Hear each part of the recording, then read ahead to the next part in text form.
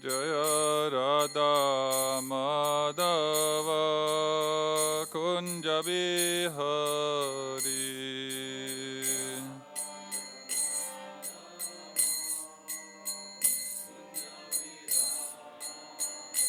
Jaya Gopi Jana Vallabha Girivadadari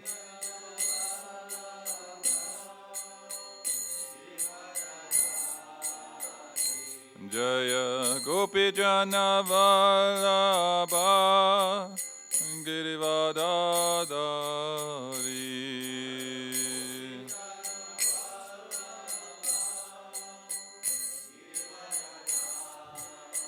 Yashodanandana Braja Janaranjana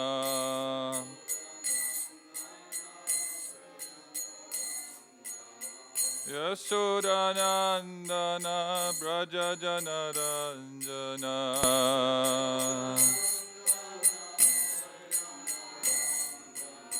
Yamuna Chiravanachari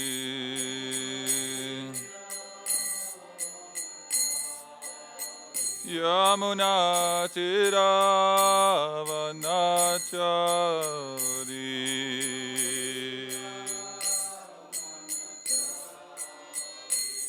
Jaya Radha Madhava Kunja Bihari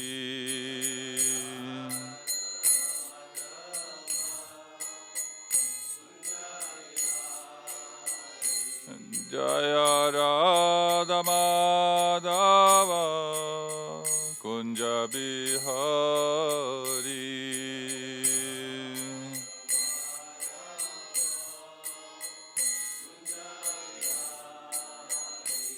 Jaya Gopi Jana Vallabha Girivadadari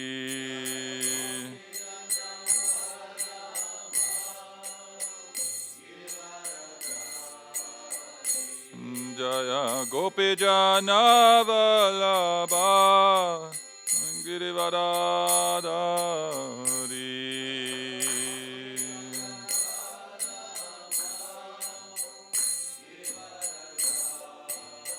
Yashodanandana Braja Janaranjana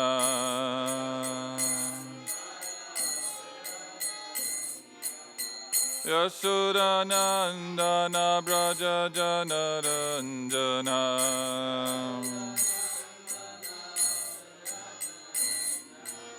Yamuna Chiravanachari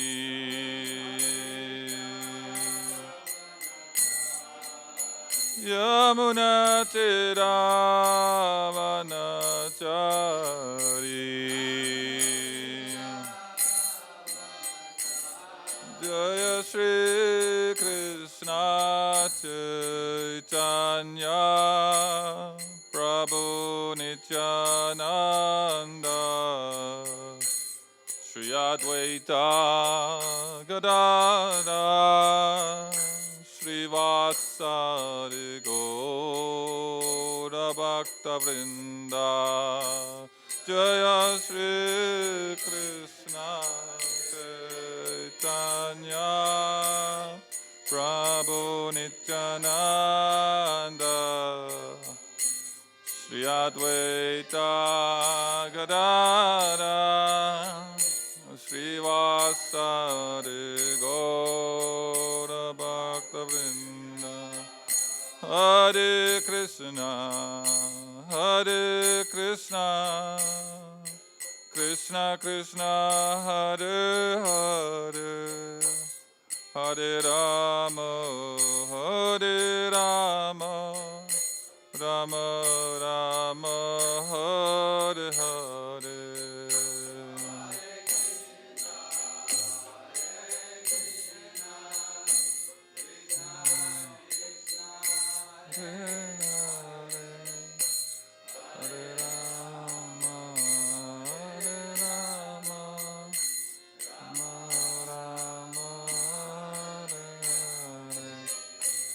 Hare Krishna, Hare Krishna, Krishna Krishna, Hare Hare, Hare Rama, Hare Rama, Rama Rama, Hare Hare, Hare Krishna, Hare Krishna, Krishna Hare Hare, Hare Rama, Hare Rama, Rama Rama, Hare Hare, Hare Krishna, Hare Krishna, Krishna Krishna, Hare Hare, Hare Rama, Hare Rama, Rama Rama, Hare Hare.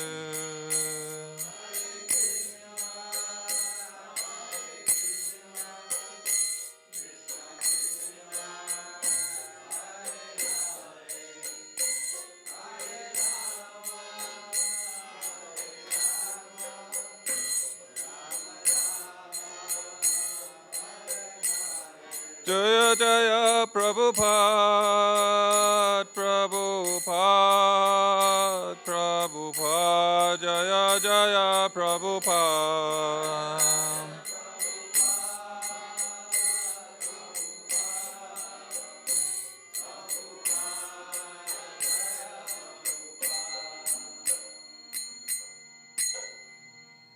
Jai Shri Shri Radha Madhava Ki, Srila Prabhupada Ki, Ananta Kodi Vaishnava Vrinda Ki, Gauda Premanande, Hari Bol. Hare Krishna. First of all, thank you for having me. Thank you for coming. We will speak a little bit on the Bhagavad-Gita as it is.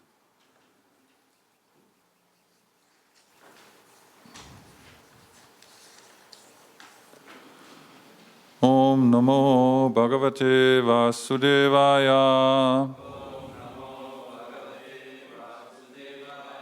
Om Namo Bhagavate Vasudevaya. Om Namo Bhagavate Vasudevaya.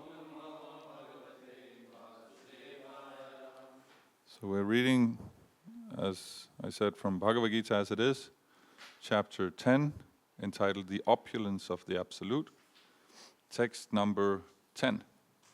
So I'll just read the Sanskrit translation and purport, and then we'll see what happens. Tesham shatata yuktanam bhajatam prityapurvakam dadami buddhi yogam tam yena mam upayantite, which means, to those who are constantly devoted to serving me with love, I give the understanding by which they can come to me. Purport. In this verse, the word buddhi yogam is very significant. We may remember that in the second chapter, the Lord instructing Arjuna said he had spoken to him of many things and that he would instruct him in the way of buddhi yoga. Now buddhi yoga is explained. Buddhi yoga itself is action in Krishna consciousness. That is the highest intelligence. Buddhi means intelligence and yoga means mystic activities or mystic elevation. When one tries to go back home, back to Godhead, and takes fully to Krishna consciousness in devotional service, his action is called buddhi yoga. In other words, buddhi yoga is the process by which one gets out of the entanglement of this material world. The ultimate goal of progress is Krishna. People do not know this. Therefore, the association of devotees and a bona fide spiritual master are important. One should know that the goal is Krishna. And when the goal is assigned, then the path is slowly but progressively traversed. And the ultimate goal is achieved. When a person knows the goal of life, but is addicted to the fruits of activities, he is acting in karma yoga. When he knows that the goal is Krishna, but he takes pleasure in mental speculation to understand Krishna, he's acting in Jnana Yoga. And when he knows the goal and seeks Krishna completely in Krishna consciousness and devotional service, he is acting in Bhakti Yoga or Buddhi Yoga, which is the complete yoga. This complete yoga is the highest perfectional stage of life. A person may have a bona fide spiritual master and may be attached to a spiritual organization, but if he is still not intelligent enough to make progress, then Krishna from within gives him instructions so that he may ultimately come to him without difficulty. The qualification is that a person always engage himself in Krishna consciousness and with love and devotion render all kinds of services. He should perform some sort of work for Krishna, and that work should be with love. If a devotee is not intelligent enough to make progress on the path of self-realization, but is sincere and devoted to the activities of devotional service, the Lord gives him a chance to make progress and ultimately attain to him. Om Jnana Timirandasha Janandana Shalakaya Chakshurun Milisamyena Tasmai Shri Gurave Namaha. Jai Shri Krishna Chaitanya Prabhu Nityananda Shri Advaita Gadadhara Shri Vasari Gaura Bhaktavrinda. Hare Krishna, Krishna Krishna, Hare Hare. Hare Rama, Rama Rama, Hare Hare. Srila Prabhupada ki jai. Okay, here we're being, Prabhupada nicely explains here what Buddhi Yoga is. There's so many types of yoga are there. You know, Karma Yoga, Jnana Yoga is described here in the 6th chapter of Bhagavad-Gita. We hear about Dhyana Yoga. Just for fun, earlier today I Googled weird types of yoga, and you got all sorts of things coming up, right? Harmonica Yoga was there, where you do asanas, but you have a harmonica in your mouth, and so you can hear on your breathing if you're doing it right, and apparently that was very elevated. Doga was there, combination of being intimate with your dog and doing yoga, so dog yoga. What else? Karaoke yoga also. So many different types of yoga are available. We could take it even further and say that actually everything is, in a sense, yoga. Because yoga, the word, it comes from the Sanskrit verb root yuj, means to connect or to bind yourself. It's synonymous with religion, actually. Religion comes from Latin, religare, means also to bind yourself. So it's how you connect yourself with the world, how you connect yourself with something greater than just yourself. And then, of course, you have different types of yoga. You also have different qualities of yoga. Some of them work better than others. The yoga types that are described in Shastra generally tend to work out pretty well. I haven't tried Doga or Harmonica Yoga, but it seems like it's more of a curiosity than it actually is going to get you to the supreme destination, right? And of course, these types of yoga can be categorized within Karma Yoga, Jnana Yoga. Dhyana Yoga technically can also be put into these two categories. So they're more like subcategories, curiosities, right? Some of you may know of the Astanga Yoga system, the Patanjali Yoga system. Asta meaning 8, Anga meaning limbs, the 8 limbs of yoga. Actually, when people go to the yoga studio and curl up like a pretzel and do all these asanas, they are performing a part of the Astanga Yoga system. More specifically, the third part. The 2 first parts I don't think they're going to excite many Westerners because they're all to do with restrictions and observances, right? The first part of Astanga Yoga is the yama part, it's called. It means restrictions. It means celibacy is one of them. That's 90% of all Westerners gone right there. Non-violence includes not meat eating. That's 8% of the remaining 10, right?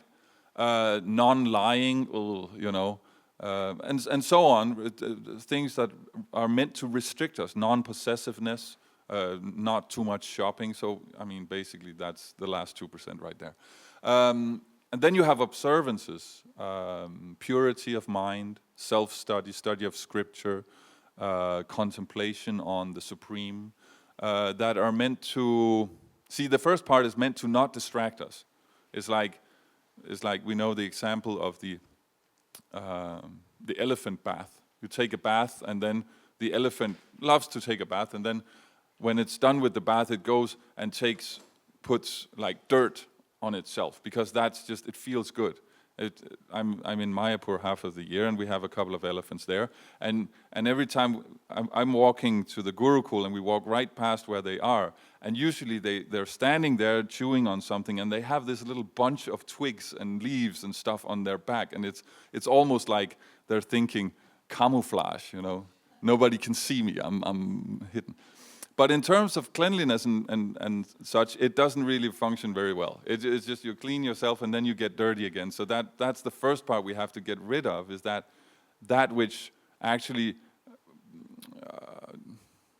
pulls us away from the desired goal, right? That's the whole modern lifestyle, is actually designed to exploit not only others, but also ourselves, right? Smoking and drinking and frivolous sex, and we're exploiting our own body. So that's actually a prerequisite for even doing some sort of yoga, is that you understand that there is actually a right and wrong way to treat your body. There is something that it will benefit from and other things that it will not benefit from, and it actually matters what type of activities, what type of lifestyle you have, right? So when you have that, and you have the observances that are meant to put us in the right kind of frame of mind for actually performing yoga, namely like self-study, contemplation, and meditation on the Supreme, then we can start with the asanas. Then we can start with balancing out our body, right? Now we're getting more specific. And then that was the third, and then the fourth part is the pranayama, which means controlling the breath, more subtle and giving more balance. And then now it starts to get complicated, because the fifth part is pratyahara, where we actually disconnect the senses from the sense objects. So that's a little bit like, what do you mean, right? But it actually means that we stop contemplating the objects of the senses. We stop seeing the world as a place of enjoyment, right?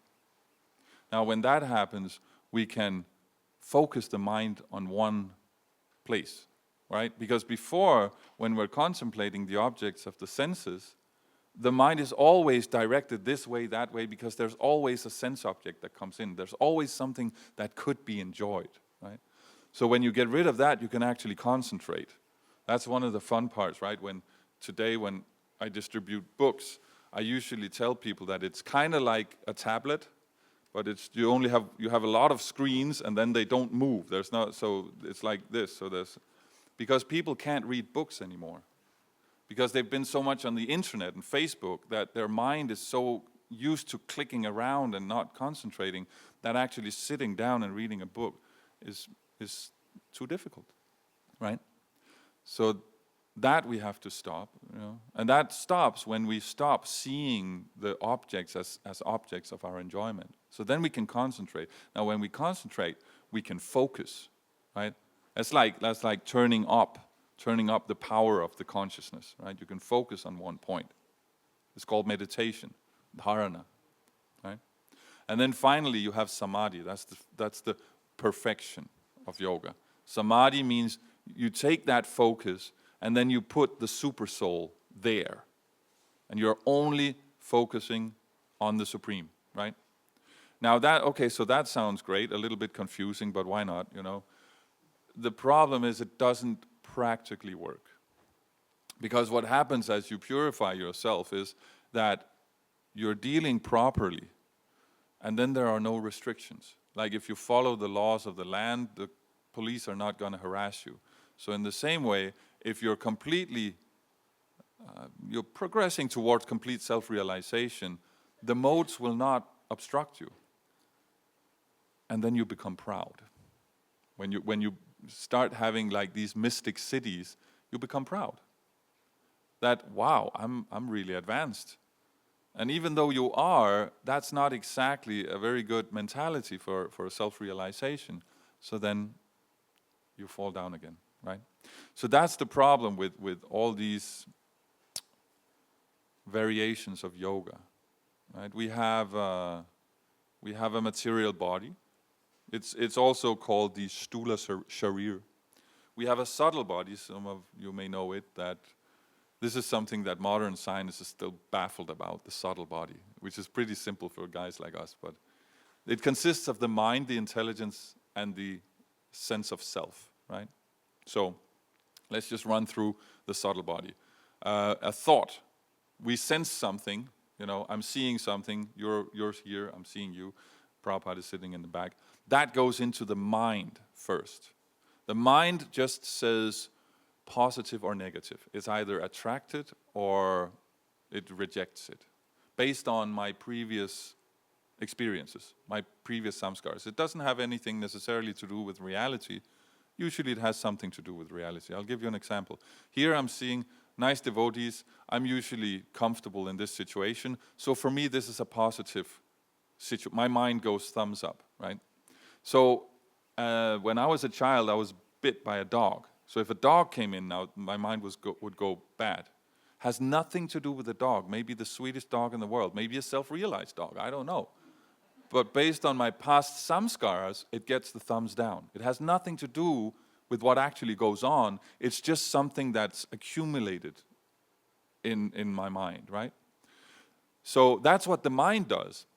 It just boils everything down to good or bad. Now the intelligence then comes in and says, okay, what can we do with this? It compares and contrasts. It makes options. It combines different things. I could kick the dog. I could run away screaming. I could pretend nothing's happening and hopefully nothing will happen, right? So there are different possibilities of what I could do. Someone who's very intelligent has a lot of options. Someone who's not very intelligent, fewer options. That then goes to the sense of identification. The ego. So I have a false ego that I'm a monk. Technically, I'm not a monk. I'm a spirit soul, but I'm in a monk situation. That's my false ego, is that I think I am the monk, right? That I could go out now, tomorrow, if I give a bad class, I think this is stupid, I'm going to stop being a monk, I could become a taxi driver. I hear Uber is hiring. I'd still be the same person, right? But I wouldn't be a monk anymore, but I'm still the same person. So it's a false ego to think that I am the monk, right? I'm in the monk situation for now and hopefully for years to come. But that's not my actual identity. But because I have that false ego, I will start sorting out the possibilities that my intelligence gives me accordingly. So kicking the dog, it's not exactly a brahmachari kind of way to we're supposed to be kind of humble and devotee and stuff like, okay, kicking the dog, not an option. Running away screaming, yeah, could do, but also maybe not something that's going to land me a lot of points. So maybe just pretending like nothing's happening and just suffering on the inside, maybe that's what the brahmachari should be doing, right? Maybe if I was a truck driver, I'd just go over and kick the dog. I don't know. But my false ego says just pretend like nothing's happening. So that's why also we see sometimes people who are very intelligent make horrible life decisions because of the false ego. Right? That's why sometimes I'm sometimes in discussions with atheists, and you present to them, they claim to be rational thinking, logical, critically thinking, yada, yada. But you present something to them that is totally simple and logical. If it goes against their false ego, they will not accept it. They just skip over it. So I'll give you an example. One guy, he was saying to me that only these things that you can measure, right, empirically measure in the laboratory can be said to be true. So I asked him, could you please empirically measure that sentence? That sentence that everything has to be measured to be said to be true. Because if you can't, it has to be false. He just changed the topic. He just said, well, there are so many proofs of Darwinian. He just changed the topic because his false ego could not deal with that, because it basically undermines his whole pseudo-philosophy, right? So that's the false ego. It will accept, it will not accept, based on who we think we are. That then sends the signal back to the mind, which activates the senses. So now there's no dog here, but if there was, I would still sit here and pretend like nothing happened. That's the signal that the false ego sends to the mind, right? So that's how the subtle body works. The gross body, we kind of know how that works. But there's one more. There is the Karana Sharir, right? We had the Stula Sharir, gross body. We had the Linga Sharir, the subtle body, but there's the Karana Sharir. Karana means the cause. It's the original polluted consciousness. That's the problem. The original idea, I'm the controller, I'm the enjoyer. That's what gets us into trouble. That's what generates the subtle body, which then in turn generates the gross body. So with all the Harmonica Yoga and Doga and Karma Yoga and Jnana Yoga, you cannot get rid of the Karana Sharir. With the Karma Yogas, you can deal with the material body in such a way that you don't get bad reactions for it. With the Jnana Yoga, you can actually dissolve the subtle body and merge into the Brahman. But you will never get rid of that original polluted consciousness. That is why they will always fall down again. Because inherently in something living is activity. That's generally, if you take a living body and a dead body, that's the difference. There is activity in the living body. There is no activity in the dead body, right? There is consciousness in the living body. So if you dissolve the subtle body, which is what generates the activity or like handles the activity, what are you going to do? You're just going to hang there in Brahman? I mean, if you're suffering in the material world, that sounds great. Just like if you've been at work for many hours, just coming home and lying on the sofa sounds great. But you come home, you lie on the sofa, how long are you going to lie there? Right? Maybe an hour, maybe 2 hours. Eternity is a long time to lie on the sofa and do nothing, right? So you have to be active. That is a symptom of life. So that is why actually Bhakti Yoga is the only thing that works, right? We see here that the description of Buddhi Yoga is given. Buddhi Yoga is more on the activity. What is Prabhupada saying here? Buddhi Yoga itself is action in Krishna consciousness. That is the highest intelligence, right? So it is the proper, correct way of engaging ourselves. Now, devotional service is more than that, because it's the right activity with the right mood. Does that make sense? It's actually driven by love.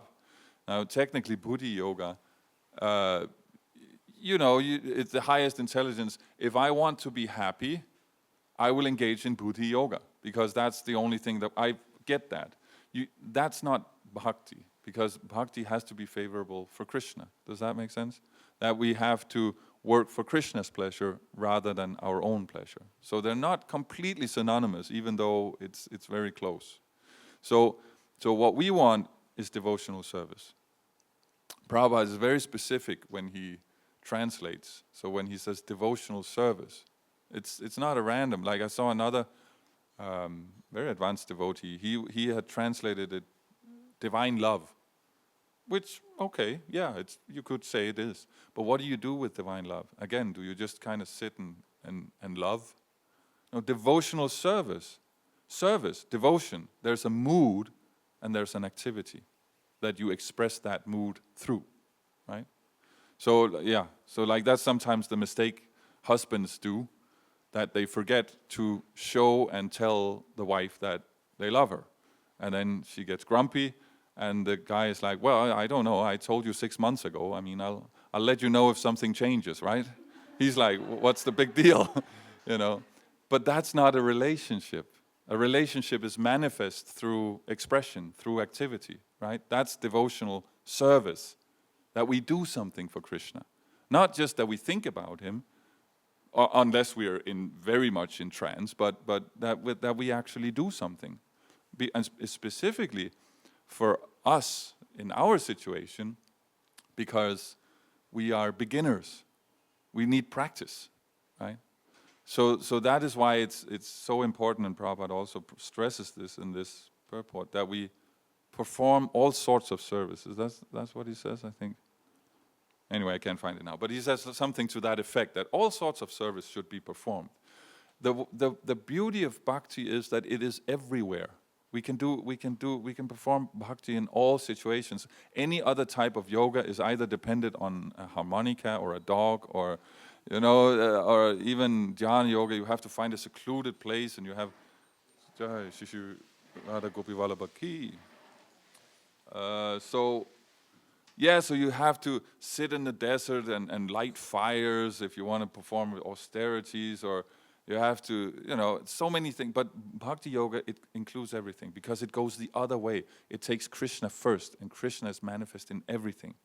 So rather than performing 8 limbs of all sorts of weird self-regulation and then putting the super soul, that's what we start with. We start with putting the super soul in the beginning, and then we work on trying to actually make that connection, right? So that is really practical, because that means that we start by developing a relationship with the Supreme. That means that we can piggyback off the Supreme. The Supreme is actually doing it. When we chant Hare Krishna, it's not very difficult to chant Hare Krishna compared to sitting on a mountaintop in only a loincloth going Om for 60 years. Chanting Hare Krishna arguably is simpler and easier, right? But it has the same effect. Why? Because we're engaging in a relationship with the supreme controller of all energies. So it's not a strenuous thing for him to purify us. If we want to do it ourselves, it's very difficult.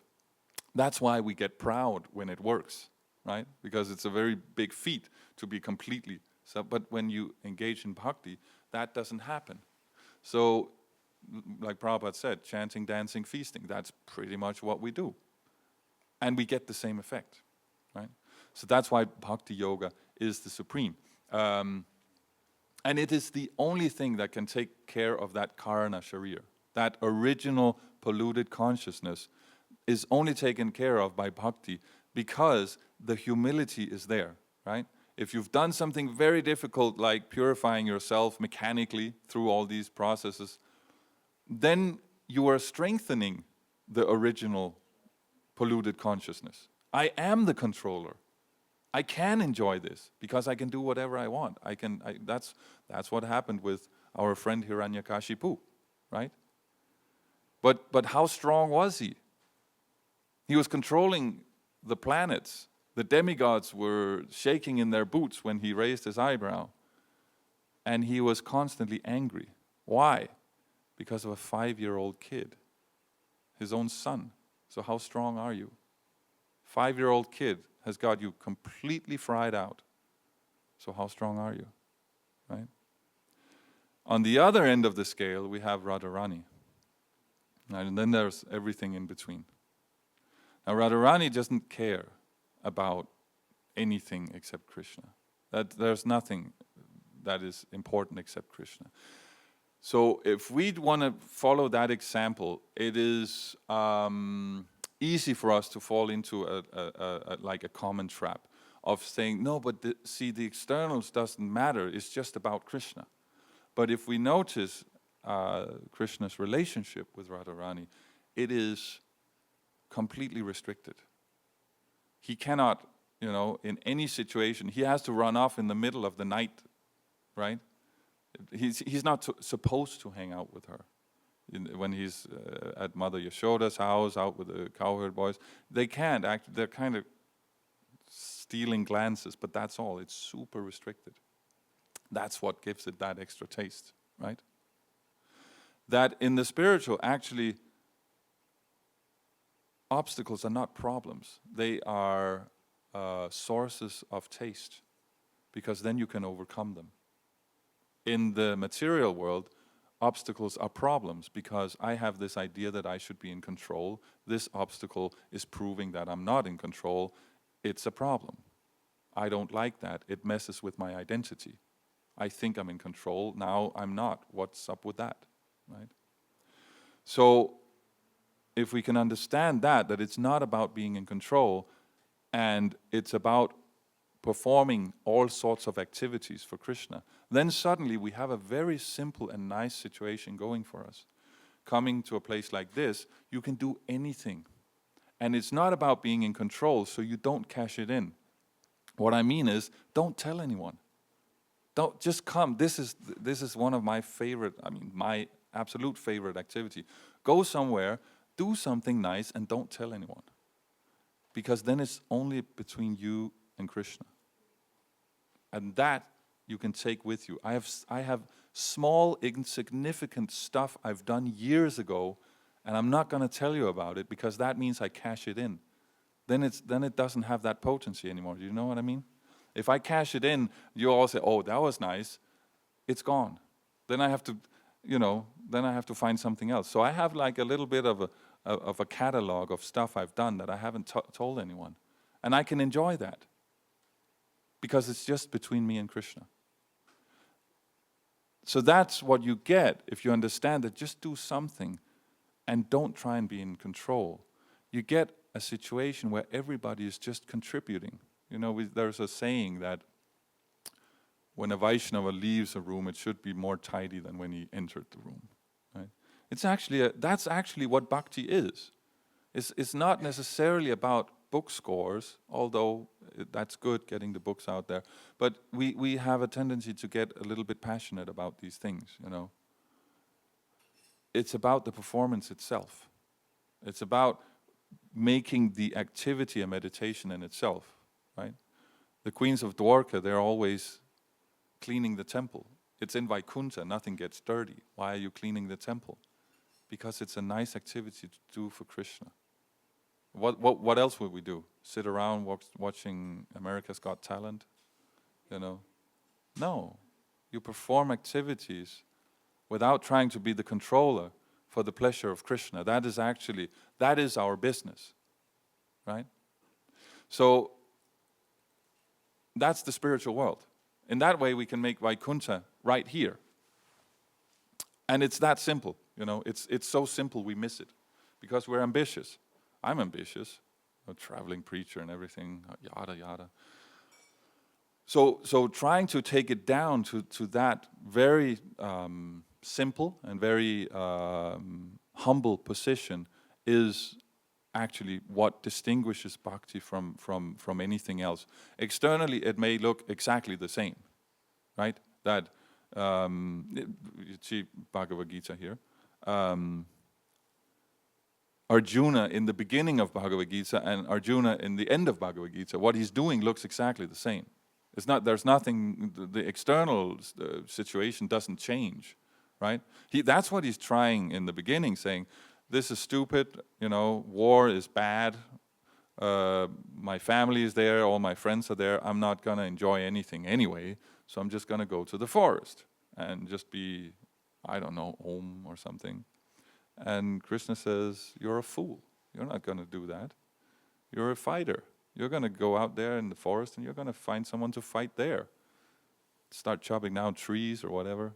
You have a nature. There's a role to play here. You have an actual, because see, this is actually Mayavad, right? That the situation I'm in, the activity I will perform, and the result I will get are not related, right? He's a Kshatriya. He's in the situation of a battlefield, but he's not going to act on that, and he's going to get the same result as what? As doing your duty? No, you're not going to get that result. Does that make sense? That in Vedanta, we always analyze Sambandha, Abhideya, Prayojana. Sambandha means your relationship, the situation you're in. Abhideya means the activity you perform. And Prayojana means the result that you're going to get. Then you get a result, that becomes your new Sambandha. And then it goes again. Right? Very simple.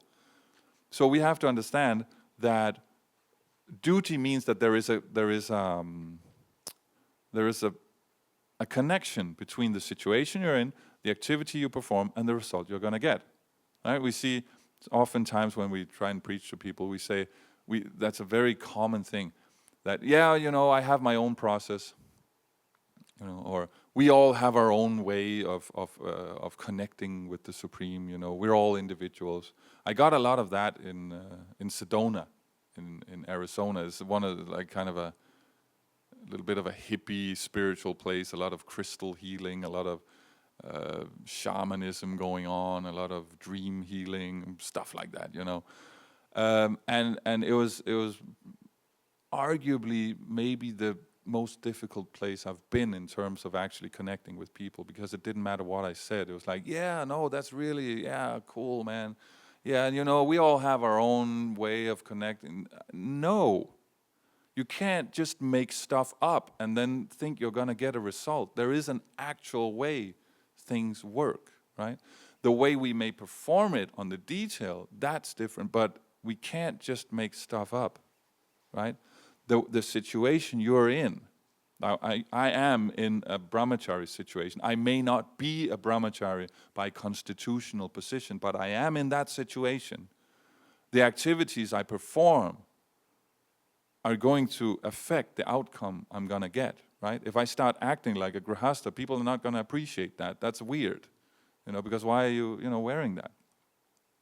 If instead I act like a brahmachari, it's okay, this we can function with. Does that make sense? That our relationships are depending on us doing a duty.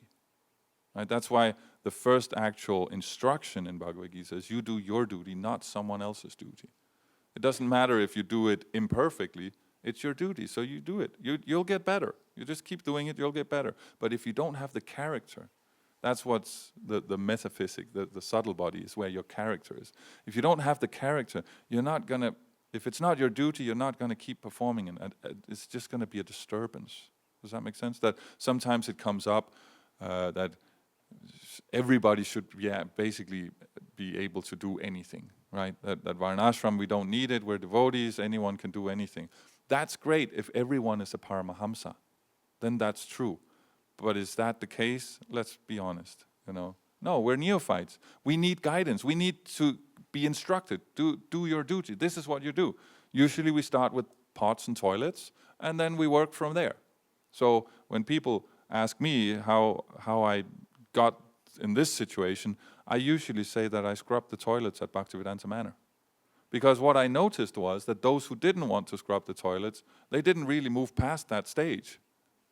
But I didn't mind, actually. I actually like these kind of things, the pots and toilets and washing floors and this. It's very simple and it's very easy to meditate while you're doing it. Reading, all these books, study, travel and preach. How many hours in airports and bus terminals, It's not actually that exciting.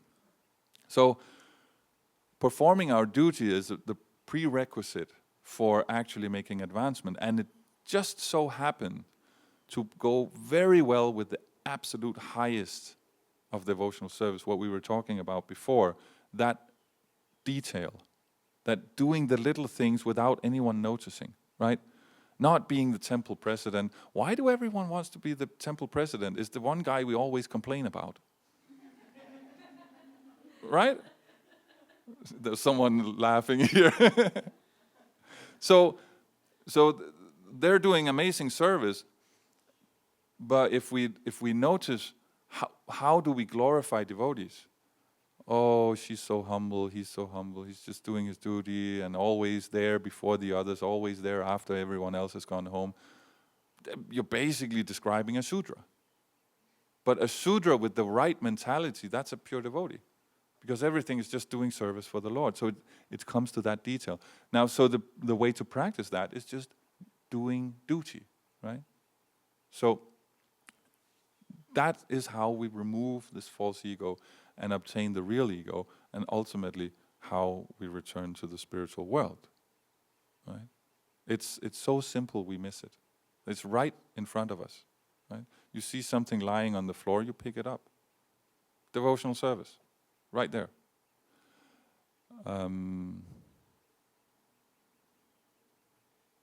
So all the other types of yoga are fine as long as we can see that they are subsections of bhakti. There is only bhakti. We have a tendency, because we're materially contaminated, to put karma higher than bhakti.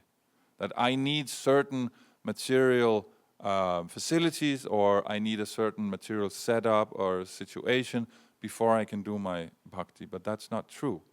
Bhakti is always superior. You can do bhakti anywhere. That is why it's superior, right? It's superior because you can do it anywhere and it's very easy.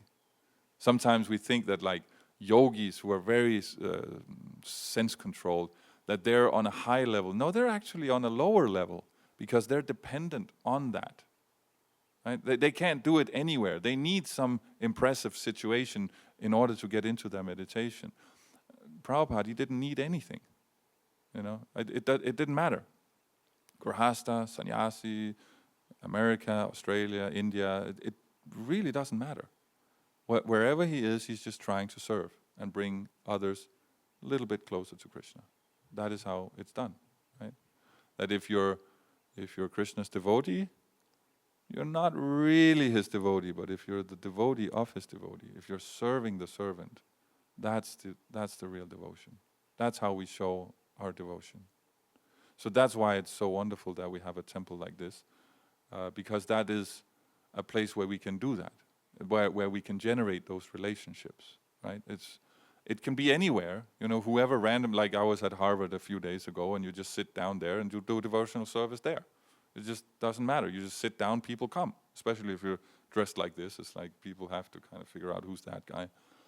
So they come and you do devotional service, that's all. You just think of how can you help this person get a little closer to Krishna. And that's it.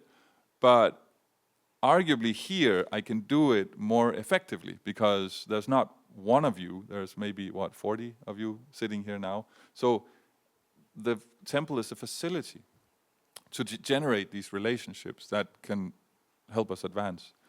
And that's why it's so wonderful to come here and do service, you know, because the temple is not the floor and the walls, and the temple is the devotees. That's the temple, right?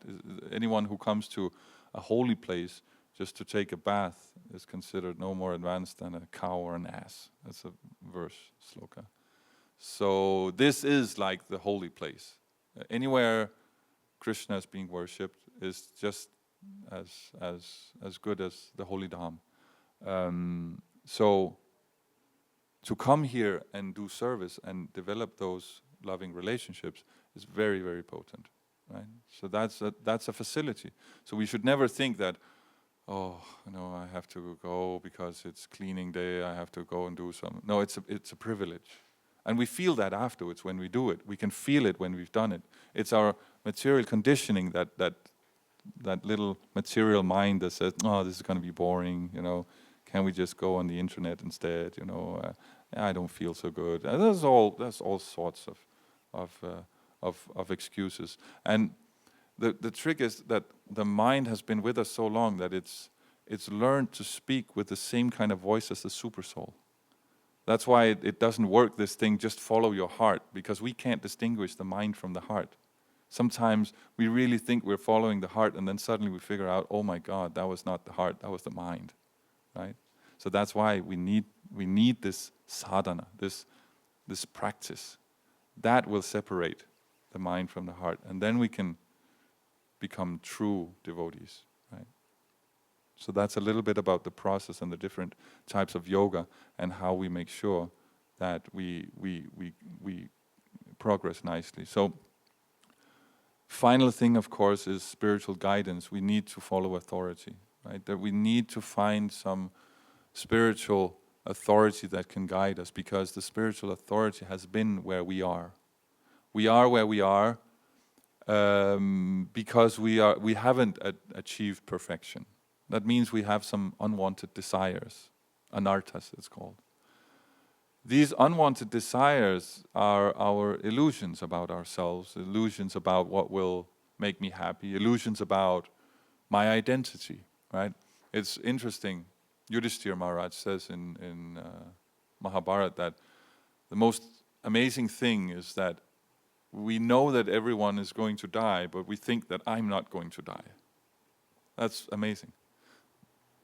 I think personally that another very amazing thing is that we can see that everyone else is in illusion. somehow. There's always something we can see they don't have completely straight. And yet we think that we are objective. Right? That's why we need a spiritual master. We need to take shelter of someone who can guide us on this path. We cannot follow our heart because we don't know what our heart is. We cannot separate our heart from our mind. That's why we have the problem of material contamination, right? So that is the way. Guru, sadhu, shastra. Find a guru and you serve the sadhus and you read the shastra, because the shastra is how Krishna manifests in this age. He doesn't wander around. He manifests here in the books, especially the books by Srila Prabhupada, because he's explained it in such a way that even rascals like me may understand a little bit. So if we have that, then our success is guaranteed. Absolutely guaranteed, there is no question. I think we have a few minutes left, so are there any questions, corrections, chastisements, confusions, glorifications of Krishna? Or just opinions? Yes, what?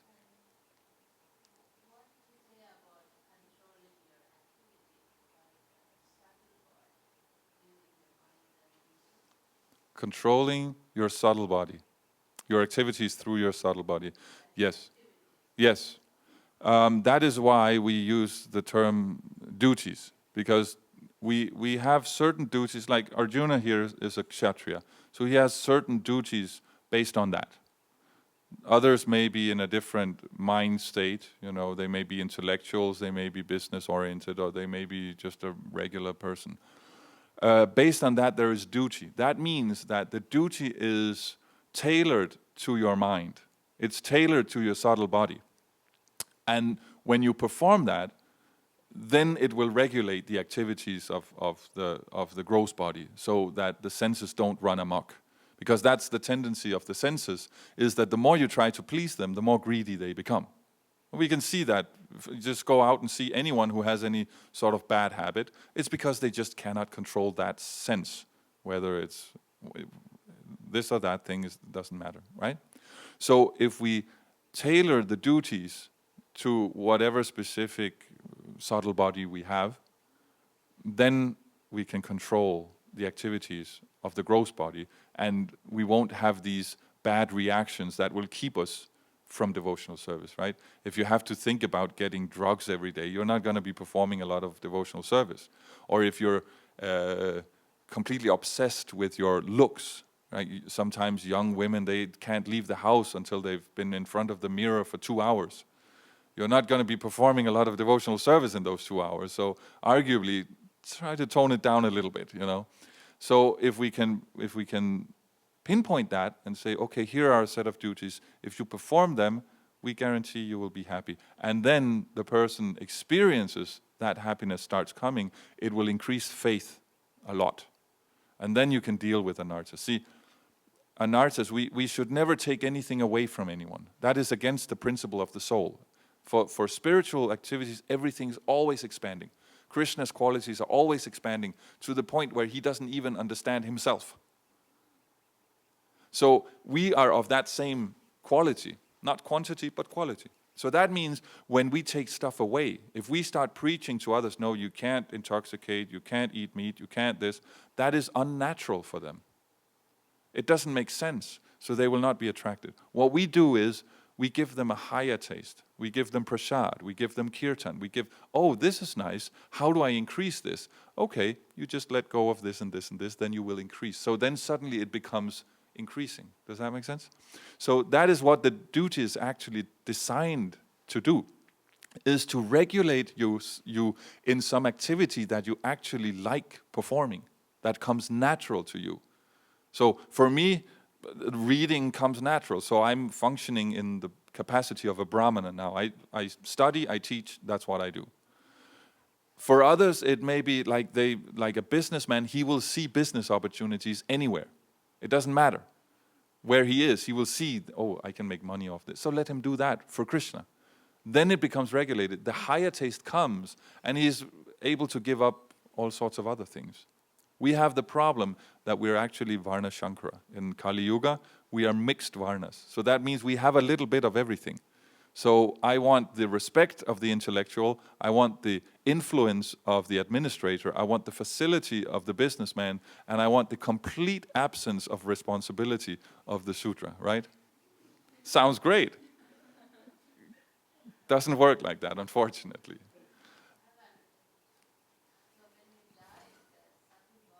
Yes. Yeah. So what? The subtle body goes.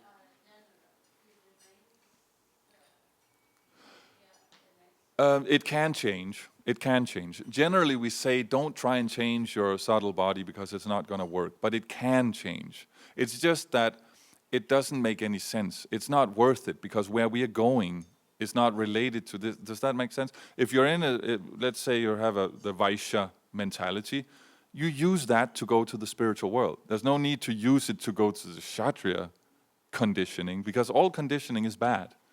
Does that make sense? It's like if you're eating dirt, stop eating dirt, start eating cheesecake. It's not that you first start eating some other type of dirt and then some other type of dirt and then the cheesecake. No, you just stop eating dirt and start eating cheesecake. So in the same way, if you have some material contamination, just get rid of it. Why change it? It's all bad, right? So you can technically change, and there are a few examples in the, like Parashuram, who functions first on Brahman and then on Kshatriya principles. So it can happen, but it's not worth it. You just do devotional service, go back to Godhead, Haribol. That's the program, right? So that's why we are usually saying you can't change your nature. You can purify your nature. That's what we want to do. We want to use our nature in such a way that it doesn't create too many material obstacles, because material world, there are plenty of obstacles already. We don't have to search them out.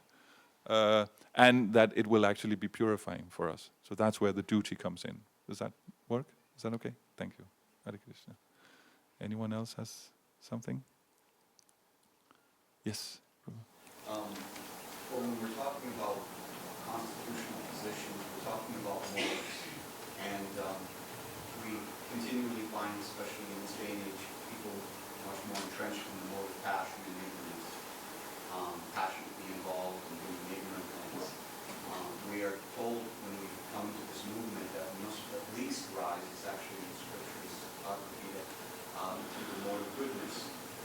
But some of us find ourselves in battle. Yes, some of us. And so can we transcend that, as what you were saying, as you're Kshatriya, if you're a Vaishya, if you're a Sudra, can you purify that position and up both the mode of goodness? And Yes, yes. Very good, very good.